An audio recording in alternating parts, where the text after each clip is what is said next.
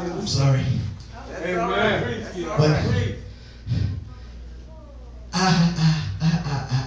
it was different. Yes, sir. When I first started ministry. Uh-huh. It was different when I first started. Yes, sir. I haven't experienced anything. Uh-huh. But baby, I've gone through some things in my life. I've gone through some darkest hours. Yes, I've gone through some of the rough times. Yes, I've gone through some of the hard times. Yes, and I just knew who to call on in times of trouble. I knew to get down and call on Jesus. Because when I was all by myself, nobody there to help me. What I was going through, God was right there in the midst of my situation. How many of you know that God will stick closer than anybody else? And there's no friend like we have in Jesus. There's no brother like we have in Jesus. Don't you know Jesus works everything out for your good? Yes, sir. Yes, he does. Amen.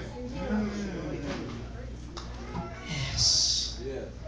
As we walk on the text, there are three men that the text really gazes upon. All right. Shadrach, Meshach, and Abednego.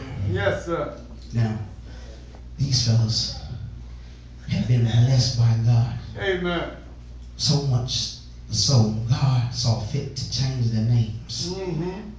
Now, when the king Nebuchadnezzar made the decree, it was one that the Hebrew boys couldn't obey. All right.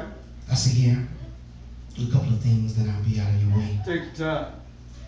Firstly, we can see that Shadrach, Meshach, and Abednego had some haters. Shadrach, Meshach, and Abednego had some haters. Amen. Look at verse 9. Amen. And it reads, they spake and said to the king Nebuchadnezzar, O king, live forever. Now this is the people of the city talking. Uh-huh. The Chaldeans. It said, O king, live forever. And what was peculiar about it, they made it sound so sweet. We went to king, fixed it up all good and nice. And they said, thou, O king, hasn't thou made a decree that every man that shall hear the sound of the cornet, flute, harp, sackbut, psaltery, the dulcimer, and all kinds of music shall fall down and worship the golden image? Yes, sir. And whoso falleth not down and worship, if that he should be cast into the midst of the burning fiery furnace. Yes, sir. There are certain Jews whom thou hast set over the affairs of province of Babylon, Shadrach, Meshach, and Abednego. These men, O king, have not regarded thee. They serve not thy gods, nor worship the golden image which thou hast set up.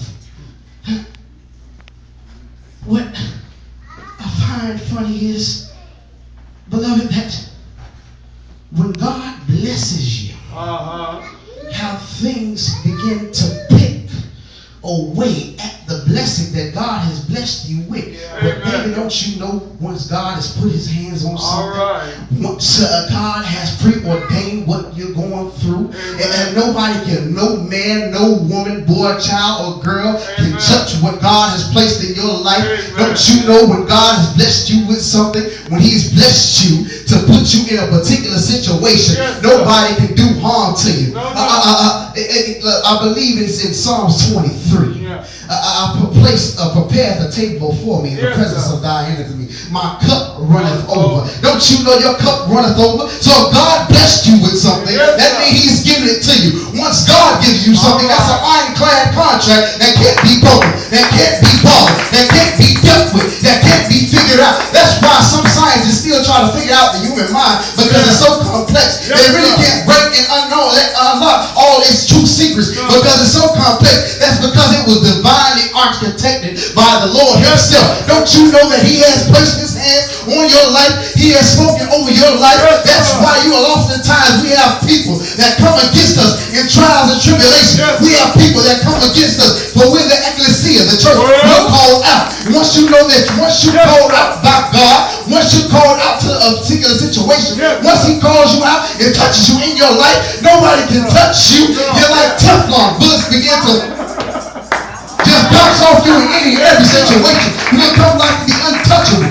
You cannot be touched. You're a particular metal that cannot be bended nor instruction. Once God puts his hand on your life, that's more than enough to be said. That's riches beyond houses and land. That's lands before on houses and riches. I don't know about you, but I'm glad God touched my life. I'm glad he sat there and called me out. I'm glad he said, Keyon, come forth. I don't know about you, but when he did that, there was something different about my life. I didn't have to worry about anything. I didn't have to stress anymore. Even though sometimes we get in situations, we have problems that come against us, that arise in our life, that get hard sometimes. So it gets a little weary. It gets hard to move. But God called me out, so I'm going to keep on running my race. I'm going to keep on striving for what I have to do in the midst of my life. Even though I may go through trials and tribulations, God has a way of sending me through my situation. And don't you know, he'll walk with you through your situation. He'll walk with you through your trials. He'll walk with you through your trials.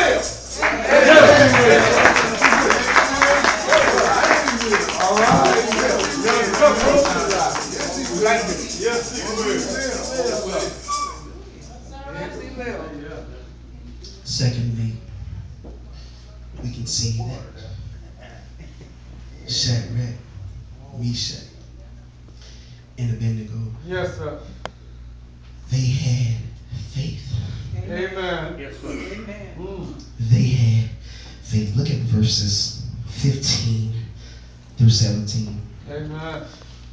Now, if ye be ready, that at what time ye hear the sound of the cornet, flute, harp, sackbut, psaltery, dulcimer, and all kinds of music, ye fall down and worship the image which I have made. Yeah.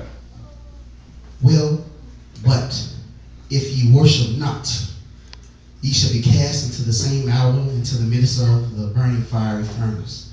And who is that God that shall deliver you out of my hands? Shadrach, Meshach, and Abednego answered and said to the king, O Nebuchadnezzar, yes, sir, we are not careful to answer thee in this matter.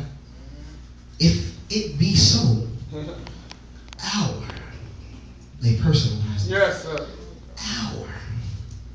Sometimes you have to personalize a relationship with God. Amen. God whom we serve is able to deliver us from the burning fiery furnace. Yes, and he will deliver us out of thine hand, O king. And what I found rather peculiar about the text, rather peculiar about Shadrach, Meshach, and Abednego, these brothers had swag. Yes, they did. Now, I don't know, it takes a lot to stare all that power down. All right. Call guards, kill you on sight. Yes, sir. It takes a lot to stare the old king down. Yes, sir. And say, you can do what you want to do. Amen. But while you're doing what you're doing, yes, sir, what you do, we gonna praise our God. Is there anybody here that knows when you're in times of trouble, when you're in times of weakness, that's the best time to show your faith. That's the best time to show how strong you are. I believe there was a songwriter that said flexing. You have to flex your muscles in the midst of your situation, because the God that you serve, there's nobody that can harm you. If God before you, who can be against you? That's the time to stand strong. To stand strong right there in the time of trouble, in your time of need, to stand on the higher ground, because God is going to lift you out of that situation anyway. They had faith to know. They had just enough faith to know that God was going to be with them in the midst of what they were going through, regardless of who knocking them, regardless of who was trying to push them down, regardless of who was trying to get them at that particular time, they knew that God was going to rescue them anyway. Now that says something about faith right there. You have to have faith sometimes so big, you have to be able to look at the darkest situation. I don't care how big